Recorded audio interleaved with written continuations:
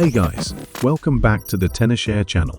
If you're looking to update or downgrade your iPhone, even to a beta version, we've got you covered. With ReiBoot's iOS upgrade and downgrade feature, it's simple and safe. First, connect your iPhone to your computer using a cable. Then, launch ReiBoot and locate the iOS upgrade and downgrade option. You'll see two choices, upgrade and downgrade. Let's start with upgrade. This option allows you to update your iPhone to a specific iOS version. It's smooth, easy, and 100% official.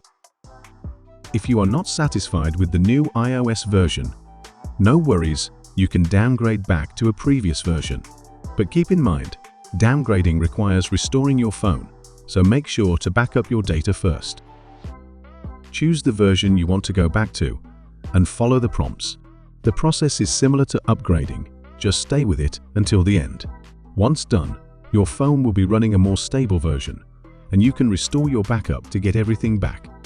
That's the complete guide to using ReiBoot's iOS upgrade and downgrade feature. If you found this video helpful, give it a thumbs up and subscribe to our channel for more iOS tips and solutions. Got questions? Drop them in the comments below. Thanks for watching, and we'll see you in the next one.